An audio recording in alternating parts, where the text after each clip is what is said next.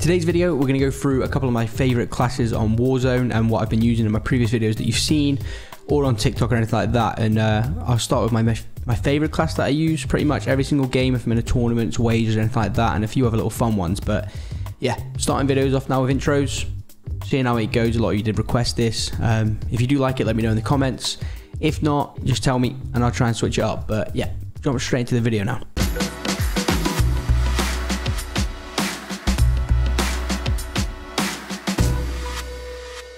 So, as I said, we're going to go through a couple of my favourite classes, the one that I mainly use throughout all of the games that you've probably seen on this channel. Like, for instance, the same one that I used in the world record 53 kills, 20k damage game. For that game, I did use the Kilo, the MP5, double time, overkill, amped.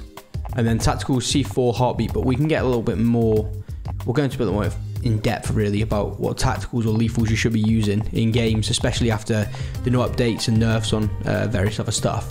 To jump in with the Kilo, I've just switched to this pink looking one. Not really a fan.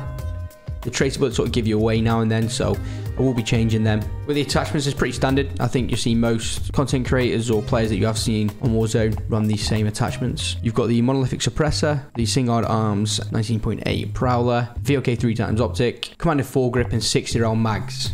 Some people have sort of said about tac lasers, but with the foregrip, I genuinely have tried a lot of different attachments on a lot of different guns, and this is by far the best I've used. Nothing else really comes close in terms of playstyle that suits myself. Obviously everyone does have different playstyles and other things may suit themselves, but like I say, for myself, hands down best AR currently. Standard reticle, don't really touch any camos, starter charms or stickers. That is the Kilo, George. Have fun editing. So jumping into the MP5, there's gonna be a lot of talk from people about what they prefer as their attachments on this gun, because it's all up in the air in terms of personal preference and how you play a game. For me, this is the favorite.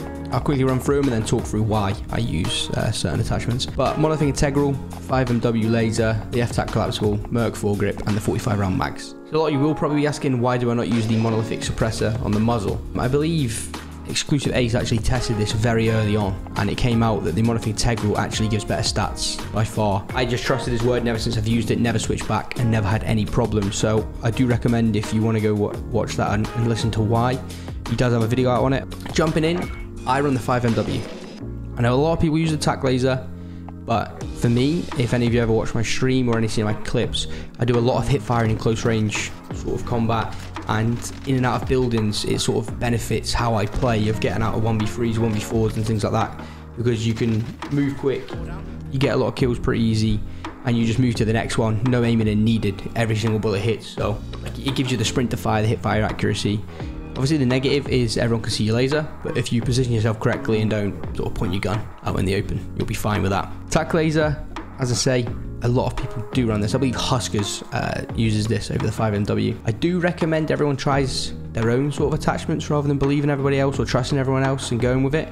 So if you do want to try and switch it up, just go with any of these and sort of give me some feedback on what you guys feel is better or what works for you. Moving into the stock F-Tac capsule, I know it got nerfed not so long ago, but again, gives you the movement speed, the in-out sight speed, everything for suit or need really. If you try and move fast, in and out of gunfights quickly, trying to get out of clutch situations basically. A lot of my games are wagers, tournaments and things, and you got to move around the map quick and get as many kills as you can. And then these two, sort of standard. You got the Merc foregrip, still run it even after the nerf, and then you got the 45 round mags. 10mm, it does give you a lot of benefits, but again, maybe in solos you could get away with running this, but duos, trios and quads, you sort of need that extra ammo just to get in and out of gunfights.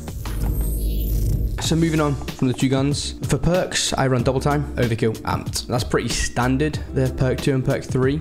A lot of people do run EOD. My logic is, with not running EOD, is that, I mean, if I'm sort of getting naded and C4'd or out of cars, my EOD isn't going to do too much, and I'm probably going to die in that situation. And like I say, I play a lot of wagers tournaments, so I like getting around the map fast, and if I die from not running EOD, then so be it, but I feel like the benefits from a double time just outweigh EOD for myself. For perk 2, pretty standard overkill. You gotta have your two guns and then amped for your last one to swap back and forth from your guns and whatnot pretty quick. But then you gotta do the standard thing. If many of you don't know this, you get your first loadout, you get your overkill.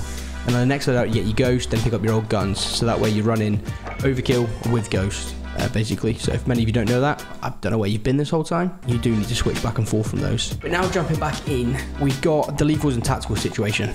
Recently, in the last update, the C4 did get nerfed heavily. You can't throw it too far at all. It sort of just limps out your arm, and it's sort of tough to use. But I've sort of stuck with it just for the fact that now many people aren't putting trophies and stuff on vehicles because they feel like nobody's really running C4s, and it has actually helped me in a way of getting more kills out of cars, which sounds weird because they nerfed it, but again, it sort of benefits how I play. If I get a couple of downs in a building when I'm off solo squadding, I throw a C4 on one of their bodies, so if they ever res or self-res, you just blow the C4 up, they go straight back down, and you can carry on fighting the other guy without even having to worry about throwing anything else or doing anything else, so it benefits me in that way.